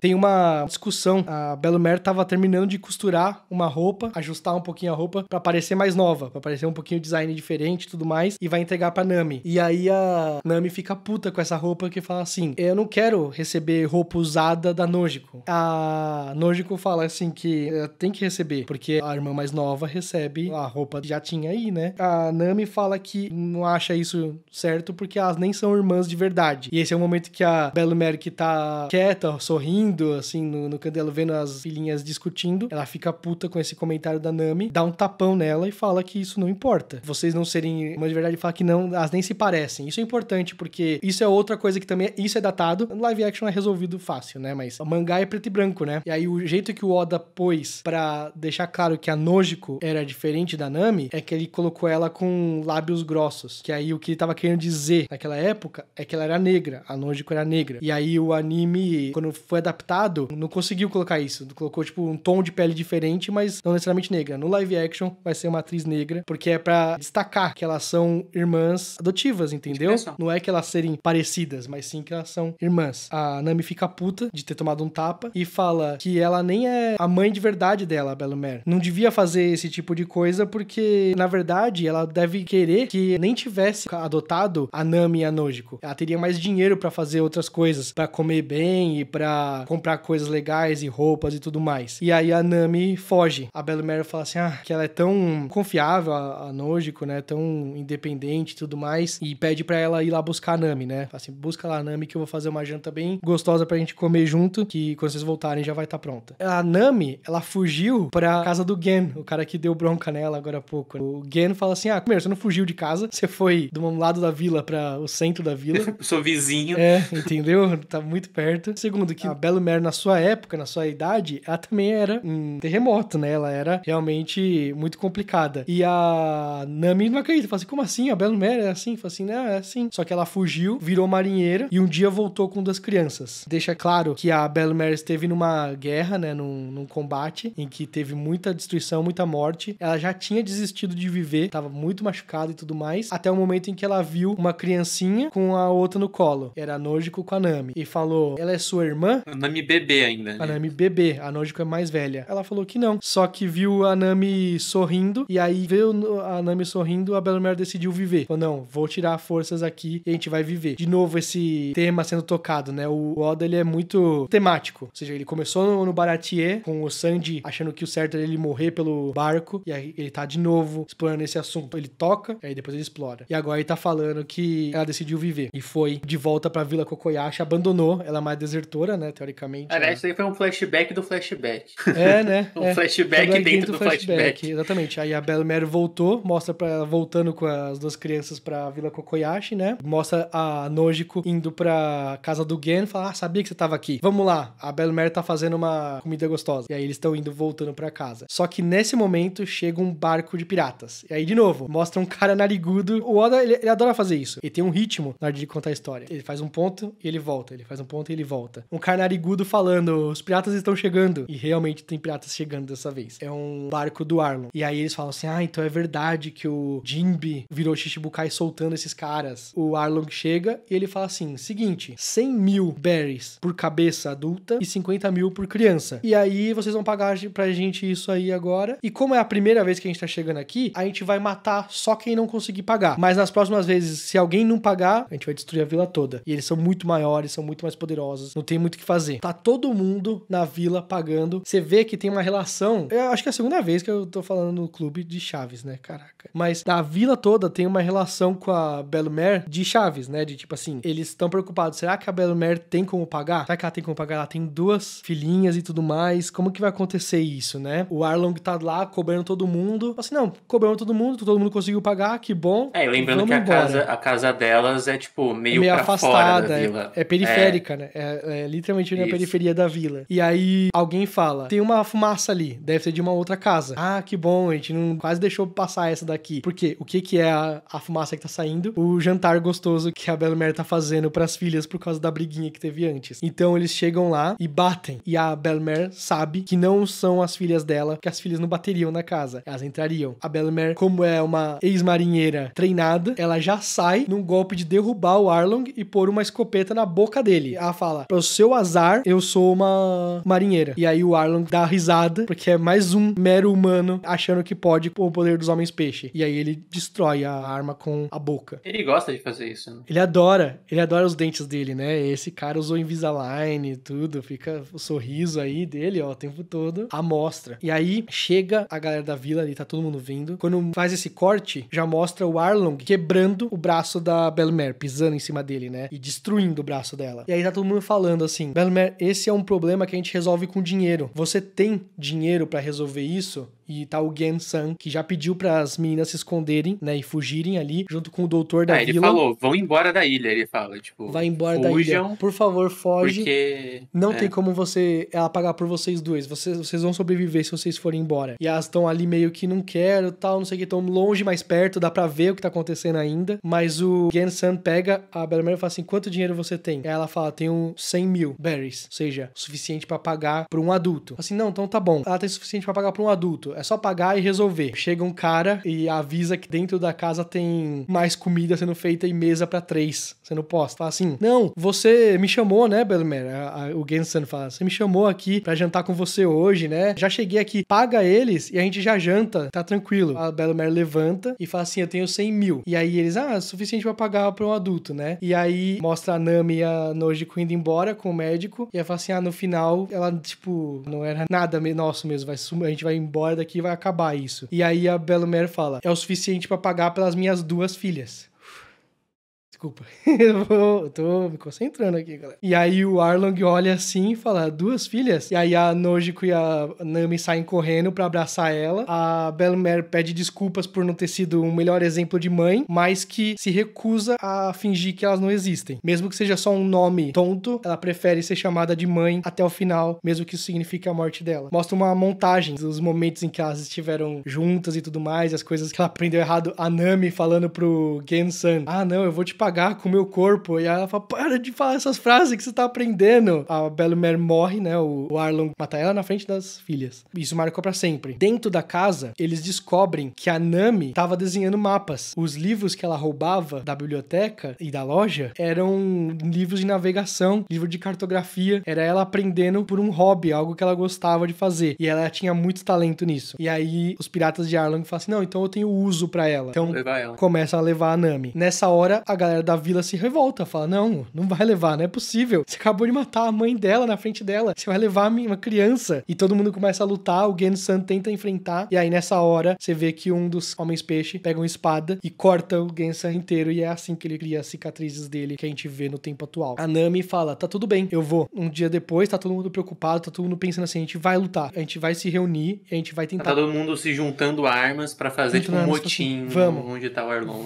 Motim. A gente vai morrer atirando, mas a gente vai morrer e vai tentar. A Nami volta e ela fala que entrou pro bando do Arlong. Essa parte, eu confesso que, mesmo a primeira vez que eu assisti, mesmo a primeira vez que eu li, eu achei meio estranha, porque todo mundo acredita nela, tipo assim, na criança. Eu entrei no bando do Arlong. Eu faço parte agora dos piratas de Arlong, e aí ela fala uma coisa que é muito... Ou seja, a Nami, ela tem um pensamento muito único em torno de dinheiro. Ela foi criada de uma forma muito pobre e tudo mais, e aí ela usa dessa forma pra falar pra vila que ela tá traindo eles, que ela tá indo trabalhar pra os piratas de Arlong. Ela fala assim, olha só o quanto dinheiro eles me pagaram. Eles falaram que eles vão comprar tudo que eu quiser. E aí todo mundo fala assim, nossa, ela é tão pobre que ela, hoje em dia ela tá se vendendo por dinheiro. Para os próprios piratas que mataram a mãe dela. Só que aí a verdade é outra. A gente descobre, né, que quando a Nami vai lá pro túmulo da mãe, ela fala, eu vou juntar 100 milhões de berries e eu vou comprar a vila. Foi isso que eu combinei com o Arlong. Assim que eu comprar a vila, vai ficar tudo bem, todo mundo junto e tudo mais, e a gente tá livre. Ele conta isso pra Nojiko. Ela conta isso pra Nojiko, exatamente. Volta pros dias atuais, tá a Nojiko contando isso pros piratas do Chapéu de Palha, né, o Usopp e o Sanji. Enquanto isso, o cara da marinha de cara de rato tá lá na casa da Nami e fala assim, eu vou pegar aqui o que você roubou. Ele fala assim, eu sou uma pirata dos Homens-Peixe aí, do Arlong. Ele tá confiscando o dinheiro. Eu tô confiscando... Não, ela fala, sou uma pirata e tal, não sei o que. Ele fala, não, eu não tô vindo aqui por causa do seu crime de ser pirata. Eu nem sabia que você era pirata.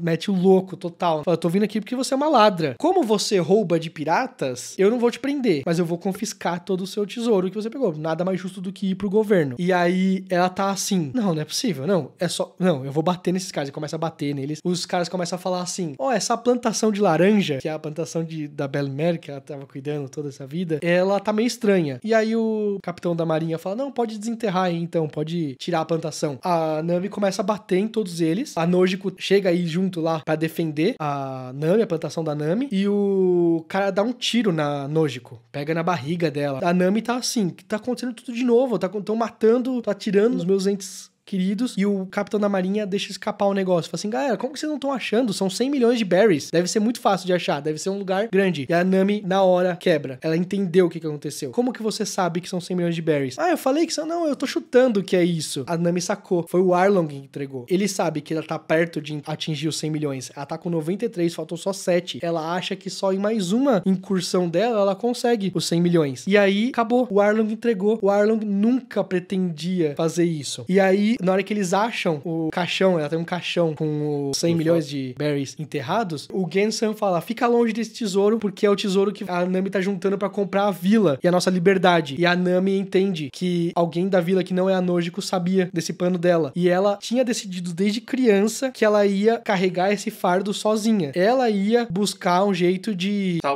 salvar todo mundo sem contar pra ninguém. E mesmo que ela tivesse que ficar com a fama de que ela era uma bruxa e uma pessoa que traiu a vila pelo bando pirata que matou a própria mãe por dinheiro. Mas o Gensan fala assim, a gente sempre soube. A gente pediu pra Nojiko contar pra gente, ela contou, e a gente simplesmente fingiu que não sabia, porque a gente tinha medo de que, se você soubesse que a gente soubesse, você ia se sentir pressionada a tentar fazer e não ia fugir nunca. Sendo que a gente queria que você fugisse, sabe? Tipo, essa é a verdade. Sabe? Que precisasse mesmo que ela fugisse, esquecesse eles e vivesse a própria vida. A Nami fica muito puta com isso tudo. Fica muito puta. Ela vai direto correndo pra ir falar com o Arlong. E ela não tá acreditando no que tá acontecendo. Mas ela vai lá e ela questiona o Arlong e fala assim, você me enganou. Você descumpriu a nossa promessa. Eu juntaria 100 milhões e você libertaria a vila. Você não falou que você prefere morrer do que descumprir uma promessa falando dinheiro? E aí ele pega com a mão dele, a mão dele é maior do que a cara inteira da Nami, e fala assim, eu descumpri a nossa promessa? Eu não descumpri a nossa promessa. E aí ela tá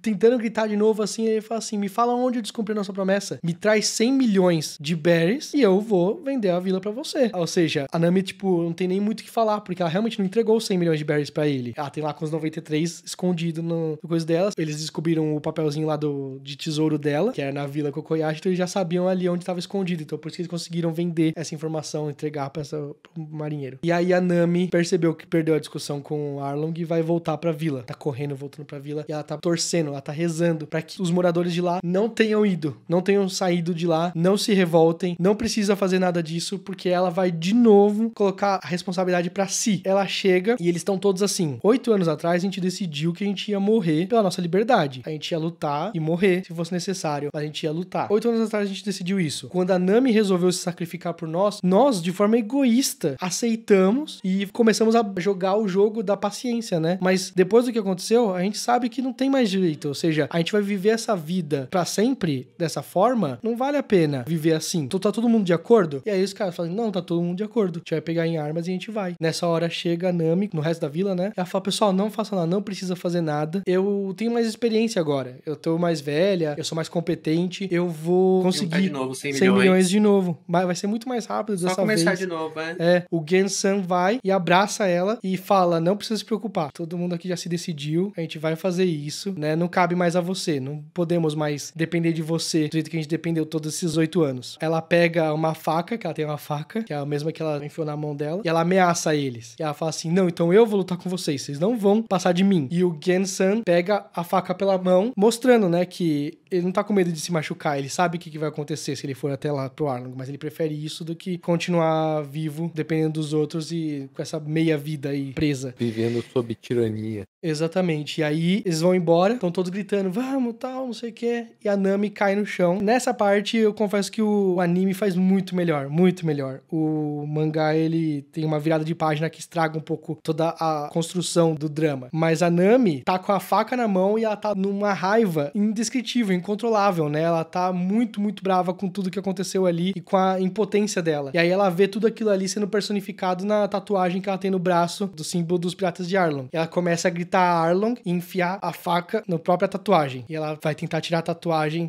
na própria faca. E ela começa a se machucar dessa forma. Pesadíssimo e tudo mais. aparece atrás dela o Luffy, que, vamos lembrar, não ouviu a história dela. Ele não sabe o que ela passou, ele não sabe o que tá acontecendo. Naquele momento, ele só tá vendo a navegadora dele passando por muito apuro. E ela tá sofrendo muito. E aí ele precisa intervir. E ele segura a mão dela da faca. Nessa hora, a Nami lembra mais uma vez: o que você tá fazendo aqui? Eu falei pra você ir embora mais de uma vez. E aí ele fala: sim, você falou. E aí ela fala assim: você não sabe o que eu passei aqui. Você não sabe o que tudo essa luta significa. E aí ele fala: não, eu não sei.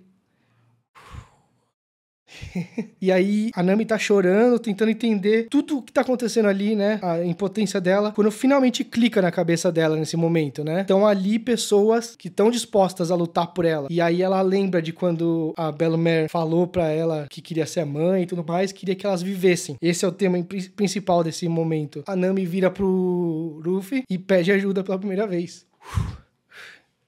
Desculpa. E aí pede ajuda pela primeira vez. O tempo todo ela tava tentando lidar sozinha todo esse tempo. E ela tinha prometido pra Nojiko na frente do túmulo da mãe: eu vou sorrir a partir de agora, que era o que a mãe queria. Eu nunca mais vou chorar. E nesse momento ela tá chorando, porque ela percebeu que agora ela tem com quem contar. Nesse momento, o Luffy não precisa falar mais nada. Ele não tem o que ir. A Nami pediu ajuda pra ele. Era a única coisa que ele precisava naquele momento, entendeu? Era a única coisa que ele precisava ouvir.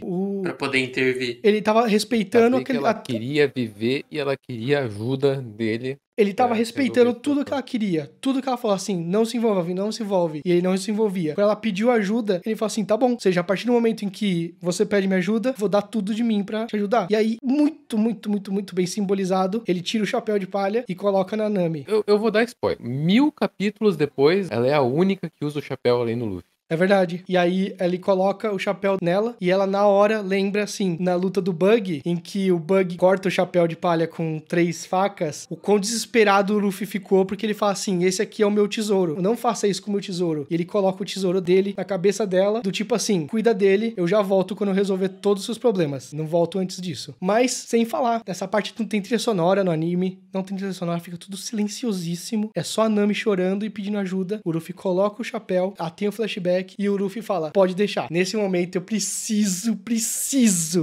lembrar que a gente tem uma tripulação maravilhosa que foi construída. E aí começa com um dos momentos que no mangá não tem, em que tá todo mundo esperando só o momento em que o Luffy falou: vamos! E aí todo mundo fala: bora! E aí começa uma das partes mais icônicas de todo o One Piece, que é o Walk to Arlong Park, que é quando tá toda a tripulação que não tá levando na brincadeira isso. Eles vão até o Arlong e eles vão pegar de volta a navegadora deles, você tá entendendo? É maravilhosa essa cena, eu recomendo que todo mundo veja no anime isso, porque o mangá simplesmente corta, mas acaba a cena de um jeito maravilhoso, né? O Yosaku e o Johnny, eles estavam na floresta escondidos, e eles ouviram a história da Nojiko, e quando a Nojiko terminou de contar a história, ao invés deles ficarem ali esperando, já que eles não fazem parte do bando, eles foram tirar satisfação direto com o Arlong, tomaram uma coça, e aí ficaram esperando, na frente do portão. E aí na frente do portão eles esperaram, o resto da população da Vila Kokoyashi chega ali no portão e fala assim: não, vocês não vão passar. E aí a Vila, como assim? Então a gente tomou um couro agora, a gente ouviu a história, não nos sentiríamos bem de ver de novo a companheira Nami, porque a gente chamou ela de várias coisas e tudo mais, então a gente foi tirar satisfação com o Arlong e tomamos um couro. Agora a gente tá esperando os homens que vão resolver esse problema. E aí eles assim: como assim os homens? Essa cena é do anime, o anime ele dá um pouquinho mais de corpo pra essa cena, né? Assim, como assim homens que vão resolver essa cena? Eu falo assim: eles já devem estar vindo pra cá enquanto eu tô tocando a música que eu coloquei de colocar, chama Overtaken, essa música. Eles estão vindo andando com essa música de fundo, chegando, fazendo, já devem estar vindo pra cá. Se tem alguém que consegue resolver esses problemas, são esses caras. Acaba a música, o Luffy simplesmente dá 2 socos no portão do Arlong Park, você vê a mão dele fazendo o formato da mão dele nos portões, os portões explodem, o Arlong tava sentado ali naquele trono estranho dele, que é uma cadeira de praia, e aí ele olha pra lá e fala assim: quem são esses caras aí? E o Luffy só faz uma pergunta, que é o que ele precisa fazer naquele momento. Ele fala: qual de vocês é o Arlong? Por quê? A única coisa que ele sabe é: você fez a nossa navegadora chorar. E aí vai ter porrada. Vai ter muita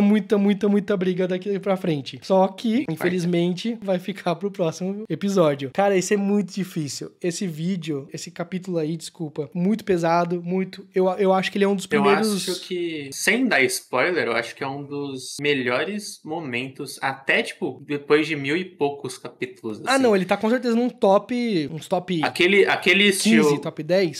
Aquele frame, tipo assim, aquele painel do Luffy colocando o chapéu Sim. na Nami. E depois o painel deles, tipo, pode deixar, tá ligado? É muito icônico, muito foda. É muito bom porque o Luffy, ele ficou dormindo, passeando. Ele não ouviu, ele não sabe, ele não entrou na história. Ele não viu os flashbacks que a gente viu. Ele só ficou esperando o momento que ele precisava agir. E quando ele age, é simplesmente do tipo, ele vê a Nami se machucando e ele para ela. Porque ninguém machuca a navegadora dele. Até mesmo ele. E eu acho curioso que é o seguinte, você vê que esse arco, essa saga, perdão, tem gente que chama de Romance Dawn, que é o primeiro arco grande de One Piece. Tem gente que chama de a saga do East Blue. Mas quando você vê o Zoro, você conhece o Zoro, ele tá lá numa cruz e que ele vai ser executado e tudo mais. E você, logo em seguida, já sabe a backstory dele. Ele deve a vida pra uma menina que lutava super bem e tudo mais. E ele decidiu ser o melhor espadachim do mundo. Você vê o Usopp e você vê a backstory dele perdendo a mãe, o pai foi virar um pirata, e aí ele cria essas mentiras até pra lidar com tudo isso aí, e pra que a Kaia não se sinta mal também. Você vê o Sanji, que a gente acabou de descrever, que ele passou fome e tudo mais, e hoje em dia ele se importa muito com o Zef, com o Baratier e com comida. Você vê cada um desses personagens, mas a Nami, que já fez parte desses momentos ali, ela não teve o backstory dela explorado. Eu fui atrás de alguns comentários daquela época, você acha muito pouca coisa na internet, mas você acha gente falando assim, achavam que a Nami, por ser mulher, não teria backstory, que o Oda não saberia escrever, entendeu? O Oda não sabe escrever porque, uma personagem mulher vai ser um side character naquela época, tipo, extremamente machista. Mas o Oda já tinha demonstrado que, na backstory do Zoro, que ele não ia tentar aplicar esse tipo de conceito machista no mangá dele. Ele já tinha colocado a inspiração do Zoro pra ser o melhor espadachim do mundo, era uma menina. Mas então por que a Nami ainda não teve backstory? Por que a Nami a gente não sabe o que motiva ela, o que levou ela a essas coisas? Porque, na verdade, toda essa saga é a primeira vez que o Oda já começa testando pingar. Ele tá fazendo o Zoro, o Usopp, o Sanji, só que em cada um desses tem um pinguinho de traço da Nami. Porque o arco maior é o da Nami. O plot principal desse arco, pelo menos até a parte final, né?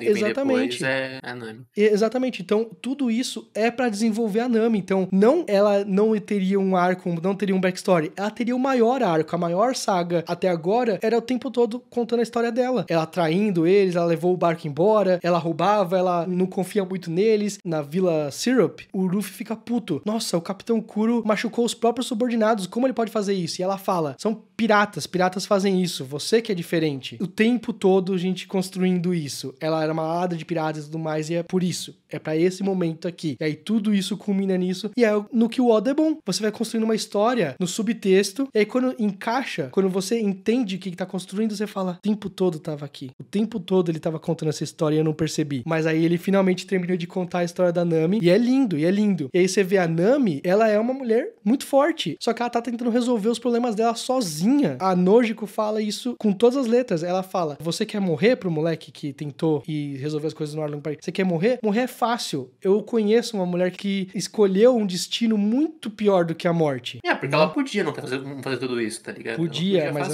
mas ela decidiu que ela ia fazer. E qual que é o sonho da Nami? Ela deixa claro que ela quer fazer mapa de todas as ilhas do mundo, que ela quer visitar elas, que ela vai fazer os mapas vendo com os próprios olhos. Tematicamente se encaixa perfeitamente com o Rei dos Piratas. O sonho dela é fazer o mapa monge. Cada um deles... Não tinha Google Maps naquela época. Não tinha, ela vai ser o Google Maps. Cada um deles tem um sonho que se entrelaça muito bem com o sonho do Luffy. Eu acho que é, tipo, em magnitude são próximos, tá ligado? Sim, pra cada campo, tipo assim. São sonhos impossíveis de se conquistar individualmente. E aí, ao invés de fazer a donzela em perigo, na verdade, o momento de maior força da Nami ali é o momento em que ela pede ajuda. Ela entende que ela não é mais fraca porque ela pediu ajuda. Pelo contrário, ela percebe que a força dela é multiplicada quando ela confia em outra pessoa, entendeu? Não precisa ser sozinha, né? Exatamente. E ela não precisa lidar com aquilo lá sozinha. Porque o Luffy, quando decidiu que ela era uma boa pessoa, quando decidiu que ela era a navegadora deles, ele decidiu que ela se tornou uma das pessoas mais importantes do mundo pra ele. E ele daria a vida por qualquer um deles ali. A partir do momento em que eles pisaram no barco e falaram, sou um chapéu de palha, é tudo. É a vida do Luffy. E é esse o escudo que vai defender eles a partir de agora. O Luffy se coloca na frente de todo e qualquer um que tá ali pro que daí vier. Inclusive os homens peixe que já são 10 vezes mais fortes do que um homem comum, não é nada. A gente já estabeleceu isso no Baratie, que o Luffy não tem nenhum medo de números e itens brilhantes que talvez possam mostrar algo, ou os dentes do Arlong e tal, que as outras pessoas têm medo. O Luffy só vê uma barreira que ele precisa sobrepor. Nesse caso,